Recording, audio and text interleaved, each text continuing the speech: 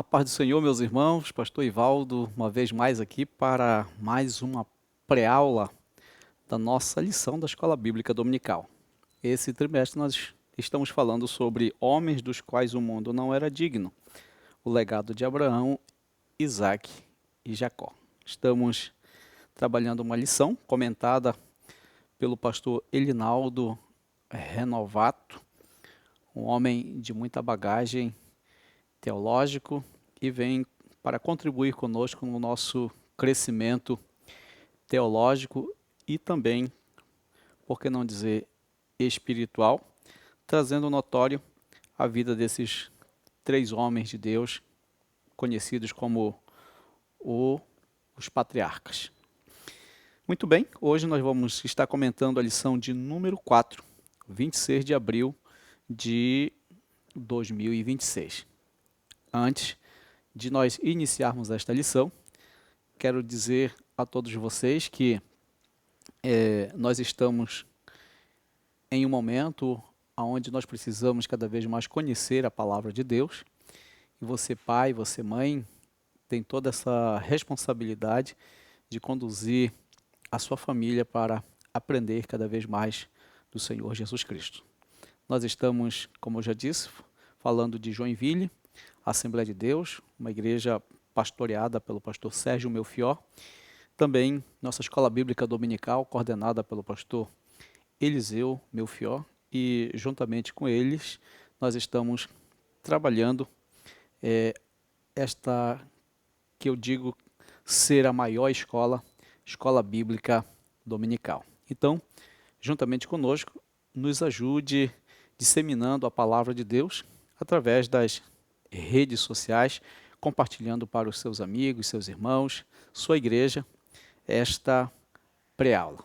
E Deus vai cada vez mais abençoando as nossas vidas e trabalhando uma conscientização maior sobre a necessidade de nós crescermos no conhecimento da palavra de Deus. Muito bem, nós já estamos na quarta lição, como já falei. A primeira lição nós fizemos um panorama do tema Abraão, seu chamado e sua jornada de fé. Na lição de número 2, a fé de Abraão nas promessas de Deus. A lição de número 3, a impaciência na espera do cumprimento da promessa. E agora nós vamos trabalhar a confirmação de uma promessa. E o assunto da nossa lição é justamente este: a confirmação de uma promessa. Quem fez essa promessa? O próprio Deus. A Bíblia, ela nos registra pelo menos 8.810 promessas através da Bíblia Sagrada. E 7.487 dessas promessas, elas foram feitas exclusivamente pelo próprio Deus. Pelo próprio Deus. As demais, elas foram feitas pelo Senhor Jesus Cristo, através também do Espírito Santo, e todas as promessas proferidas por Deus, elas são fiéis e verdadeiras. Muitas dessas promessas já se cumpriram, outras estão se cumprindo e outras ainda se cumprirão. Muito bem, nós estamos estudando justamente ainda essa trajetória de Abraão até a consumação daquilo que Deus falou para ele na sua saída ali de Harã.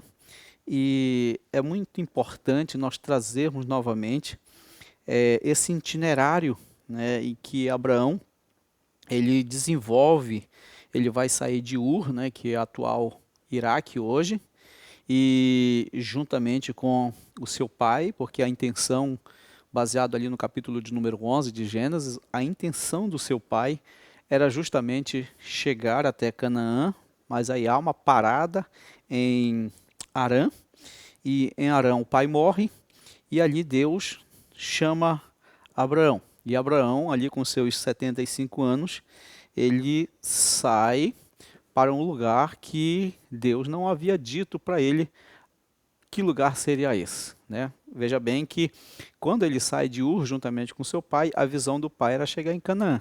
Mas quando Deus o chama ali em Harã, é bom lembrar que Deus não diz para onde ele vai. Ele diz: sai do meio da tua terra, do meio da tua parentela e vai para um lugar que eu ainda vou te mostrar. E ele sai de Harã para esse lugar que Deus ainda estava a lhe mostrar. E é interessante que quando ele entra justamente em Canaã, ali em Siquém,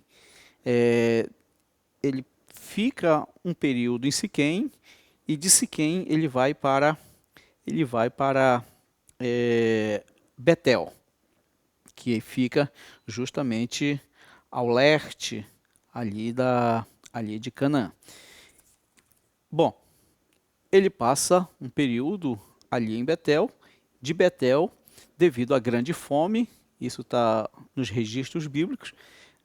Abraão, juntamente com a sua família e todos que estavam juntamente com ele, descem ao Egito. E ele fica um período no Egito, né, e nós já sabemos toda a situação que aconteceu ali no Egito. E ele passa esse período no Egito e depois ele retorna do Egito. E ele vai justamente estender as suas tendas, armar suas tendas em Hebrom. A primeira em Neguebe e a segunda em Betel. Lembrando que de Harã até Canaã, nós temos aí em quilometragem uma distância entre 800 a 1.000 quilômetros, que essa distância percorrida primitivamente, como era nos dias de Abraão, a pé ou sobre o camelo, né, cavalos, isso levaria em torno de 1 mês a 2 meses de viagem. Lembrando que quando nós vamos estudar esta lição e Deus vai confirmar toda a sua primeira palavra a Abraão, ainda lá no início do capítulo de número 12, veja bem que quando Abraão sai de lá, de Harã, o que Deus diz para ele? Sai-te da tua terra, da tua parentela e da casa de teu pai, para a terra que eu te mostrarei. E far-te-ei uma grande nação, e abençoar-te-ei e engrandecerei o teu nome, e tu serás uma bênção. E abençoarei os que te abençoarem, e amaldiçoarei os que te amaldiçoarem. E em ti serão benditas todas as famílias da terra. Então nós temos aí pelo menos 2 versículos de promessas que Deus fez quando fala com Abraão e Abraão sai da sua terra. E é bom lembrar que quando ele sai de Harã, ele está com 75 anos. Mas agora passam-se 24 anos e Deus vai falar com ele novamente para confirmar já essas promessas que anteriormente havia falado a ele. Muito bem. O nosso texto áureo está em Gênesis 17:7, que vai dizer: e estabelecerei o meu concerto entre mim e ti e a tua semente depois de ti em suas gerações, por concerto perpétuo, para te ser a ti por Deus e a tua semente depois de ti. Veja bem que aqui no capítulo de número 17, Deus agora está estabelecendo novamente o pacto, o concerto em que ele fez anteriormente na saída de Abraão de Harã. E agora ele vai fazer o fechamento dessas promessas. É interessante que nesse percurso Abraão também está sendo avaliado por Deus. E quando Deus nos manda fazer algo para que de fato possamos concluir aquilo que Deus tem para as nossas vidas, Deus também vai nos colocando em testes para testar a nossa lealdade. E Abraão era um homem leal a Deus. Glória a Deus. A verdade prática vai dizer: Deus é fiel para cumprir tudo aquilo que nos prometeu. Se Deus falou, Ele cumpre. A Bíblia diz, por meio de Moisés, lá no livro de Números, que Deus não é homem para que minta, e nem filho do homem para que se arrependa. Porventura, diria ele, não faria, ou falaria e não confirmaria? Deus, ele não deixa passar a sua palavra. Jesus disse: passará os céus e a terra, mas as minhas palavras não passarão. Quando ele fala, se cumpre. Muito bem, nós temos 3 objetivos a serem alcançados com esta lição, e o primeiro é mostrar que Deus mudou o nome de Abrão e Sarai. Segundo lugar, apresentar a confirmação do concerto de Deus com Abraão. E em terceiro lugar, explicar o pacto perpétuo da circuncisão. Muito bem, dentro desse tema, a confirmação de uma promessa, nós vamos aqui navegar dentro desses 3 objetivos específicos, que é mostrar a mudança do nome Abrão para Abraão, de Sarai para Sara, e em segundo lugar, nós vamos apresentar a confirmação do concerto de Deus com Abraão, e em terceiro lugar, explicar esse pacto, como é que se desenvolveu esse pacto de Deus com Abraão. E a nossa palavra-chave é promessa. A introdução vai dizer que Deus prometeu a Abraão seria pai da multidão de nações, mas ele já estava com 99 anos e sua esposa estéril estava com 89 anos. Nós estamos falando aqui exclusivamente de um milagre. Fisiologicamente, anatomicamente, nem Abraão e nem Sara estavam em condições físicas para acontecer de ela vir a gerar um filho, porque Deus disse para Abraão que dele as nações através dele as nações seriam abençoadas. Então, para que isso acontecesse, de fato, haveria que ter dele uma geração, ou seja, teria que vir filhos, mas a sua esposa, ela era estéril. É bom lembrar que quando Abraão tinha os seus 86 anos, né, a própria Sarai, se aproveitando de uma cultura da época, entrega a sua criada Agar, para que através de Agar, Abraão pudesse gerar um filho a Sara. Mas não era esse o plano de Deus, a priori não era esse o projeto de Deus. Deus estava falando do próprio Abraão e da sua própria esposa. E para os dois que já estavam com essa idade avançada, um com 99, Abraão, e Sara com 89, parecia ser um tanto impossível. Porém, o Eterno mais uma vez trouxe esperança ao coração de Abrão, afirmando: e estabelecerei o meu concerto entre mim e ti, e a tua semente depois de ti em suas gerações. Gênesis 17:7. Nesse caso, e nesta oportunidade, veremos que Deus é fiel e cumpre suas promessas. E aqui está o cerne da questão: no tempo certo. Deus tem o seu tempo certo. Deus, ele não está preso ao Cronos. Não. Deus, ele está, não diria preso, mas o Kairos é o seu tempo, que é o tempo certo. Deus vê diferente de nós. Nós percebemos as coisas dentro do tempo Cronos, porque nós somos limitados. Mas Deus, ele vai além das fronteiras do Cronos, do nosso tempo, do tempo que é dos seres humanos. O tempo, ele é uma criação de Deus, porque Deus, ele é o Pai da eternidade. Não existe tempo que Deus não conheça e não estivesse. Glória a Deus.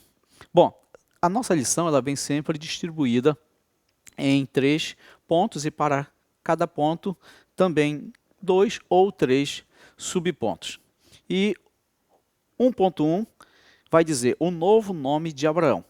Nos tempos do Antigo Testamento, os nomes dos filhos, em grande parte, não eram escolhidos somente porque os pais achavam nomes bonitos ou era moda. Existiam vários fatores que influenciavam na escolha, como, por exemplo, a vontade de Deus, as circunstâncias na hora do nascimento, ou até mesmo as características físicas do bebê, como no caso de Esaú, que nasceu ruivo e bem cabeludo. No caso de Abrão, seu nome original significava pai exaltado. Porém, diante do plano de Deus em sua vida, esse nome não parecia adequado, e o Senhor lhe mudou o nome para Abraão, confirmando que seria pai de multidão. A Bíblia não entra assim em detalhes para a escolha desse nome Abrão, que significa pai honrado ou pai exaltado. Talvez o Tera, o pai de Abrão, desejasse ali homenagear alguém da sua época, talvez o avô de Abraão, ou mesmo o próprio Tera ali se auto-honrando pelo nascimento do seu filho. Mas é importante entender que dentro desse percurso de desenvolvimento de Abraão, o próprio significado diz pai exaltado, ou pai honrado. Mas Abraão, ele não podia gerar, né, por intermédio da sua esposa legítima, que era Sara. Por quê? Porque Sara era estéril. Então, o seu nome não estava adequado com o seu próprio desenvolvimento de vida. E para aquilo que Deus pretendia através de Abraão, logicamente que o seu nome precisava ser mudado.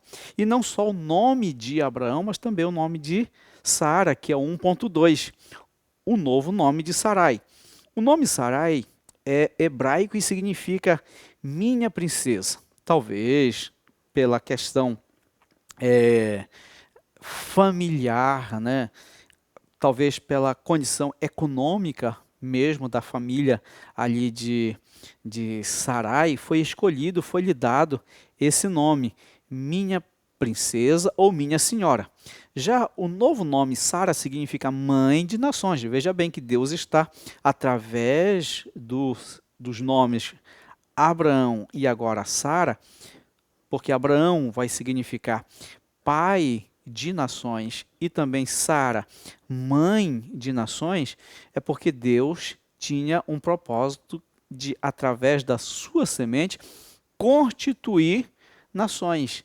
E, logicamente, já adiantando aqui o conteúdo, nós vamos entendendo que no decorrer da história, através de Abraão, nós temos os judeus, nós temos os árabes, e dentro desse curso também da vida de Abraão, nós temos os cristãos.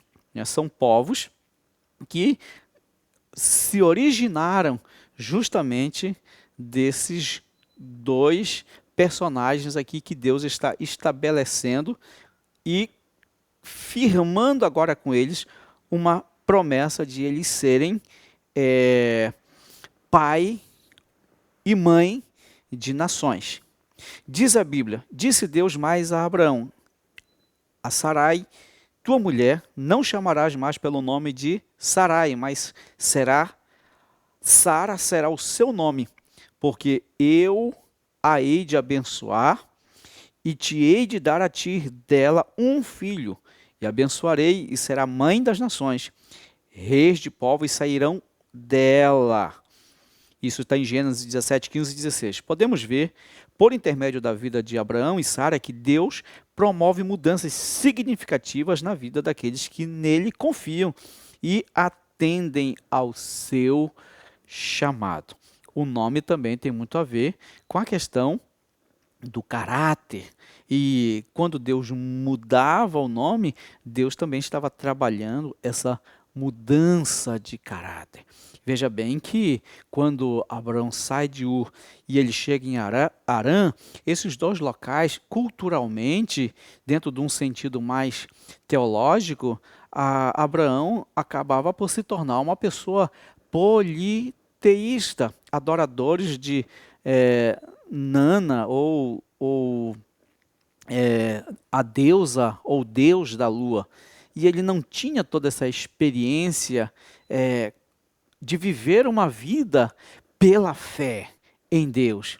Mas quando Deus fala com ele e ele obedece, logicamente que ele vai adquirindo nessa sua trajetória aí, até chegar a Canaã, e até mesmo em Canaã, nessa sua descida ao Egito, experiências com esse Deus, e que essas experiências vai forjando o seu caráter, vai mudando a sua maneira de ser e a sua maneira de agir. É tanto que no 1.3, o pai da fé riu diante da promessa. Parece que o tempo deixou o coração de Abrão fragilizado, pois ao ouvir novamente a promessa divina, ele ri e assevera: a um homem de 100 anos há de nascer um filho, e conceberá Sara na idade de 90 anos. Veja bem que agora Abraão está com 99 anos e Sara está com seus 90 anos. Como eu já falei, fisiologicamente o corpo já não dava mais, apesar de que nós estamos falando aí de um período de 4.000 anos antes de Cristo, né? E a condição de vida das pessoas era muito, muito diferente da que hoje nós desenvolvemos. A própria Bíblia diz hoje que a idade de um ser humano chega a 70 anos, e o que passa disso, né, com a sua robustez, chegam a 80. Os melhores desses dias, depois dos 70, 80, é cansaço, é canseira, são as doenças, é o corpo sendo fragilizado. Aqui era uma outra geração, um outro tipo de alimentação, um outro tipo de vivência, né? Não tinha toda essa vida frenética que hoje o mundo vive. Era uma vida assim de menos situações que pudessem ir desconstruindo mais rapidamente esse corpo do ser humano. Então, o que que Abraão faz? Abraão, ele ri, e talvez ele solte aqui esse sorriso, primeiro porque ele está lembrando da promessa, porque Deus agora está confirmando aquilo que ele havia falado para ele lá atrás. E agora isso promove nele esse ar de surpresa, porque quem sabe na cabeça de Abraão já o tempo para que isso se cumprisse já houvesse passado. Mas como nós falamos, o que Deus fala, ele cumpre. A um homem de 100 anos há de nascer um filho, e conceberá Sara da idade de 90 anos. A espera prolongada pode entristecer o coração, mas não podemos deixar que a tristeza nos faça esquecer que para Deus nada é impossível. Lucas 1:37. Isso aqui foi uma palavra do anjo para Maria. Para Deus nada é impossível. Tem coisas na Bíblia que a gente vai lendo e nós vamos percebendo que dentro de uma lógica humana seria impossível de acontecer. Aqui nós estamos citando a Sara com 90 anos engravidando, e ainda por ser estéril.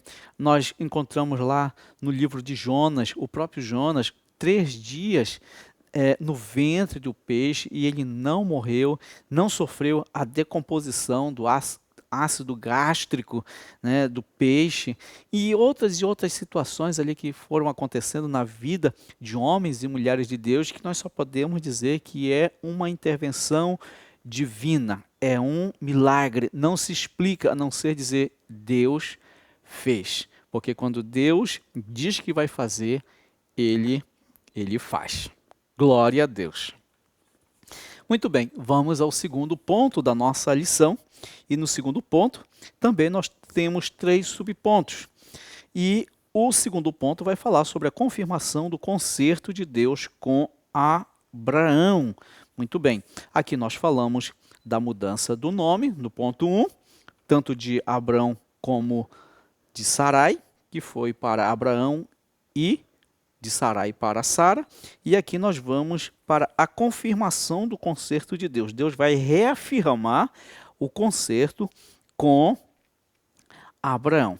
É interessante que no 2.1 nós temos aqui o chamado de Deus a Abraão foi especial. O Senhor confirmou o concerto ou pacto com Abraão de modo muito solene, logo após fazer a mudança de seu nome. Veja bem que Deus ele muda o nome porque ele já vê mudança também no caráter de Abraão. Podemos ver por toda a Bíblia Deus estabelecendo pactos. Olha só como esse Deus ele é capaz de confiar também no homem, apesar de saber de toda a fragilidade do homem. O Salmo de número 103, versículo 14, diz, porque Deus conhece a nossa estrutura e lembra-se que nós somos pó. Mas veja bem, o próprio Deus se submetendo a fazer um pacto, um concerto. Segundo o dicionário bíblico Baker, é um acordo de compromisso que continha promessas e obrigações específicas. A primeira vez que vamos encontrar a palavra pacto nas Escrituras Sagradas é em Gênesis 6:18. O Novo Testamento, a palavra pacto significa literalmente novo concerto. No Antigo Testamento, Deus estabeleceu alguns acordos, mas é no Novo Testamento que uma nova promessa e um novo acordo são estabelecidos por intermédio de Jesus Cristo, o Filho de Deus. É importante que tenhamos uma exata compreensão do concerto de Deus com os patriarcas Abraão, Isaque e Jacó, a fim de que aprendamos como Deus quer que vivamos uma aliança inquebrável, perseverante com Ele. O nosso Deus, Ele é um Deus de acordo, Ele é um Deus de pactos. Aqui no capítulo de número 6, Deus vai fazer um pacto com Noé. E aqui no Novo Testamento, veja bem que o próprio Deus, através do Senhor Jesus Cristo, Ele também se responsabiliza em estar fazendo agora um novo pacto com a humanidade, e Ele vai usar o elemento justamente o sangue de Jesus Cristo para firmar esse pacto, assinar esse testamento, dando total possibilidade para que os seres humanos eles possam serem salvos. E isso é muito, muito importante. Glória a Deus. Bom, o 2.2, qual o objetivo do concerto com os patriarcas? O propósito único e supremo era trazer salvação, não apenas a uma nação Israel, mas a toda a raça humana. Deus havia prometido que abençoaria todas as famílias da terra por intermédio de Abraão. O concerto de Deus foi dado ao povo de Israel para que eles pudessem ser a luz dos gentios. Deus nunca teve a intenção de privilegiar somente um povo. A graça de Deus era e é para todas as nações. Vemos que esse concerto foi executado com êxito por meio de Jesus Cristo e seus discípulos, que depois da sua ressurreição e ascensão ao céu, transmitiram o evangelho por todo o mundo. Qual era o objetivo principal desse concerto? Trazer salvação não apenas a Israel, mas a todas as gentes, a todas as pessoas. E isso vai se cumprir justamente aqui através do Senhor Jesus Cristo, que também é um descendente de Abraão. E através da vida do Senhor Jesus Cristo, nós podemos alcançar essa salvação que o Senhor nos disponibiliza por intermédio do sangue, por intermédio desse pacto que foi selado através do sangue do Senhor Jesus Cristo. Na ceia, nós sempre temos esse momento de relembrar esse pacto. Este é o sangue da nova aliança, que é derramado por muitos para a remissão dos seus pecados. Foi feito um testamento, e esse testamento estava lá as suas cláusulas, estavam lá os seus parágrafos, os seus itens de possibilidades para que a humanidade fosse salva. Mas um testamento ele só tem validade após a morte do testador. E agora, Jesus morre e esse testamento passa a valer. Mas Jesus não fica morto. ele ressuscita. E isso dá muito mais validade a esse testamento que nos traz esse pacto, nos traz essas possibilidades para a nossa salvação.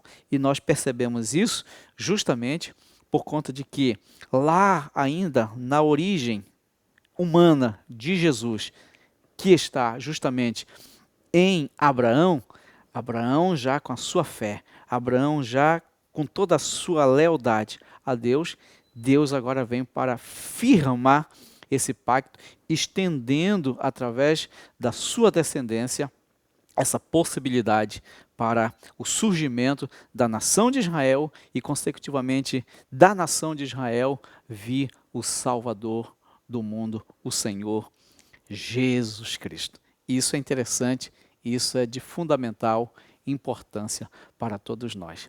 É interessante que quando Deus ele vai fazer ali, pede para que Abraão ele pegue ali um bezerro, pegue ali um carneiro, né, e reparta suas bandas e coloque uma em frente da outra, mas Deus não permite com que ele colocasse fogo. Abraão fica ali por um período espantando, né, as aves para que não chegassem até a carne. Por quê? Porque aquilo ali era um cerimonial de um pacto. Ali era um cerimonial de um acordo. E ali já no pôr do sol, Deus ele passa pelo meio daquelas bandas, né, daqueles animais e consome. E o que que isso significa? O que que aquele cerimonial significa? Que inclusive era uma prática cultural dos tempos de Abraão. Ou seja, quando era feito um pacto, fazia-se da mesma forma como Deus mandou fazer, um pacto entre dois homens. Esses dois homens, eles passavam entre aquelas bandas daqueles animais, justamente ateando fogo. E quando eles chegavam até o final, isso dizia que eles tinham ali firmado um pacto, e esse pacto ele não podia ser quebrado, porque se uma das duas partes quebrasse, a própria lei do cerimonial já dizia que a pessoa que quebrasse o pacto, ela estava sujeita a ter um fim igual como um daqueles animais que estava sendo consumido pelo fogo. E aí está, Deus, sabendo também da fragilidade de Abraão como uma pessoa, ele não permite Abraão passar. Só ele passa. E através de um fogo consome aquelas partes, firmando ali a promessa com Abraão. Em outras palavras, ele estava dizendo: eu não falho. Eu não falho. Eu sou fiel. Eu sou justo. Eu cumpro, eu velo pela minha palavra. E glória a Deus por isso, porque Deus fez dessa maneira. Muito bem, o 2.3 vai falar sobre o concerto e as promessas. O pacto de Deus com Abraão viria acompanhado de várias promessas. Observe, Deus seria o escudo e o galardão de Abraão. Olha aqui, as promessas para Abraão. Também a terra de Canaã como herança. O Senhor também tem um pacto conosco em Jesus Cristo, e a sua maior promessa é bênção para nós. A maior bênção do Senhor Jesus para nós é a nossa salvação, a salvação da nossa alma. A vida eterna em Cristo é o maior bem que uma pessoa pode receber. No entanto, para recebê-la é preciso perseverar em Cristo até a morte. Aqui está também a nossa condição dentro desse pacto, é a nossa perseverança em ser fiel ao Senhor, em cumprir os seus mandamentos, em andar de conformidade com a sua perfeita vontade. Isso é maravilhoso. Vamos então para o último ponto. O terceiro ponto vai falar sobre o pacto perpétuo da circuncisão. Já falamos sobre a mudança de Abrão, do nome de Abrão para Abraão, de Sarai para Sara. Agora, no ponto 2, terminamos falando sobre a confirmação do concerto de Deus com Abraão. E agora, em último lugar, nós vamos ver como é que se dá esse pacto, né? Que é o pacto perpétuo da circuncisão. Todo macho será circuncidado.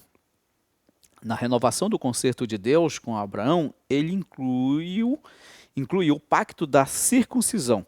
Deus lhe disse que aquele seria o sinal visível da aliança entre ele e a descendência de Abraão.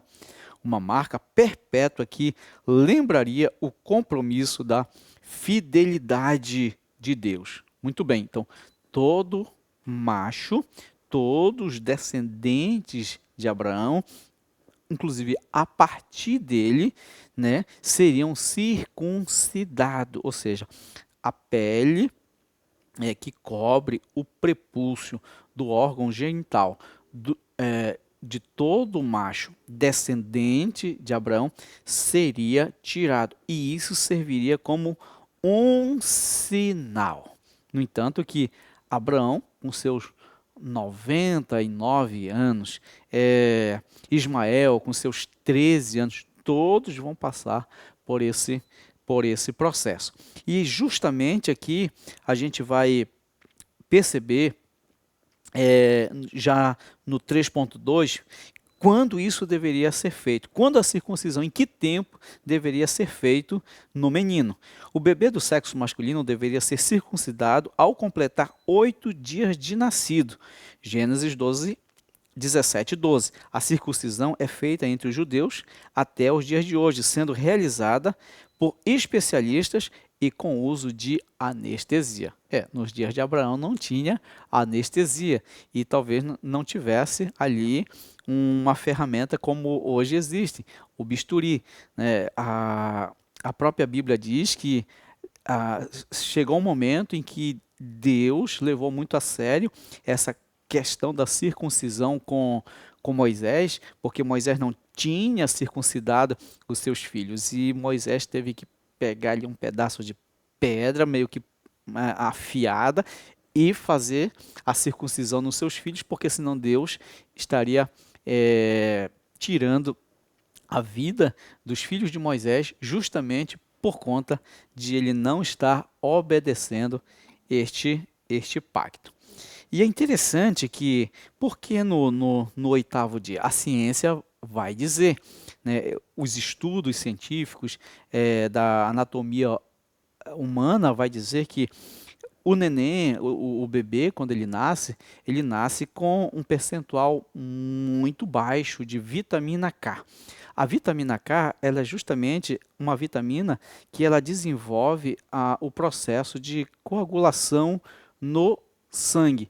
Ou seja, ela permite com que o ser humano, ao se ferir, essa vitamina, ela provoque um maior estancamento deste sangue. O sangue se estanca mais rápido. Mas quando o neném nasce, ele nasce com um teor muito baixo de vitamina K. E essa vitamina K, ela só vai se elevar a partir do 5º dia. 5º ao 7º dia. No 8º dia, o nível de vitamina K, que já está acima de 2,5, já dá essa possibilidade para que o bebê, ao se ferir, ele não venha a sofrer uma hemorragia. Olha como Deus é sábio. Olha como Deus sabe de tudo. Então, Deus, já conhecendo a anatomia, a fisiologia humana, ele justamente coloca a partir do 8º dia. Logicamente que os nossos dias hoje, a ciência está muito mais avançada e o bebê, ao nascer, né, isso já é melhorado a partir do seu nascimento, né, essa vitamina ela já vai sendo inserida, porque caso haja algum tipo de ferimento dentro desse período, né, até que não chegue ali o 8º dia, o 5º, 7º e 8º dia, o bebê ele venha a sofrer ali uma espécie de hemorragia. Não, hoje a ciência já está mais avançada e já há uma prevenção nesse sentido. Mas aqui a ciência ainda era muito pouca, apesar de já ter medicina, né, na época. Mas aqui o próprio Deus colocando os meios inteiramente naturais para que isso acontecesse de forma, eu diria, não dolorida, né? Mas que não viesse causar um maior prejuízo para quem tivesse que passar pela circuncisão. Por quê? Porque tinha que ser feito, fazia parte do pacto de Deus com Abraão. E o 3.3 vai falar sobre a circuncisão do coração. Agora, uma contextualização, né? Um sinal. Assim como a retirada da pele do prepúcio era um sinal em todo menino, aqui também nós temos aqui o sinal ou a circuncisão do coração. Paulo vai trabalhar muito essa questão dessa contextualização, né? Em obediência à determinação de Deus, Abraão realizou esse ato em seu filho Ismael, quando este tinha 13 anos, e todos os que estavam na sua casa. Ele próprio também foi circuncidado quando já estava com 99 anos de idade. Não podemos nos esquecer de que a circuncisão física era inútil para aqueles cujo coração permanece incircunciso. Não adiantava fazer a circuncisão fisicamente se não temia a Deus. É isso que o nosso comentarista aqui está falando. Mas, como é realizada a circuncisão no coração? Ela é realizada quando a pessoa ama o Senhor por completo e entrega-se a Ele também por completo. Olha só, não adianta ter o nome de crente, não só adianta ter o nome de cristão, é preciso ter o nome, é preciso ter a marca do cristão, as atitudes do cristão. E essas atitudes, essas ações do cristão precisam ser condizentes com a palavra de Deus. Isso é interessante. Na nova aliança, somente a circuncisão do coração, mediante a graça e a fé em Jesus Cristo, é capaz de nos fazer levar uma vida de obediência e dedicação ao Senhor. É isso mesmo, obediência e dedicação ao Senhor pela palavra de Deus. Na nova aliança, somente a circuncisão no coração, essa marca na nossa mente, né, que é feita, que é forjada mediante a graça e a fé em Jesus Cristo, vai nos levar a nos tornar capazes de levar uma vida de obediência e dedicação ao Senhor. A conclusão nos diz: vimos nesta lição o pacto que Deus estabeleceu com Abraão e seus descendentes. Toda a humanidade seria abençoada por intermédio de Abraão e do pacto perfeito de Cristo no Novo Testamento. A história de Abraão revela o amor e a misericórdia de Deus para com todos aqueles que têm fé. Sem fé não podemos agradar a Deus e ver as suas promessas sendo cumpridas. Venha estudar mais sobre este assunto na Escola Bíblica Dominical, você e a sua família, para que você possa, juntamente com a sua família, crer em Deus, crer em Deus como Abraão creu, como Sara creu, como seus descendentes creram, Isaac, Jacó, mediante a obediência, mediante a voz de Deus, e isso nós conseguimos ter através da nossa escola bíblica dominical, que nos oferece essa possibilidade de conhecermos a Deus mais por intermédio da sua palavra. Deus abençoe a sua vida, Deus abençoe a sua casa, em nome de Jesus.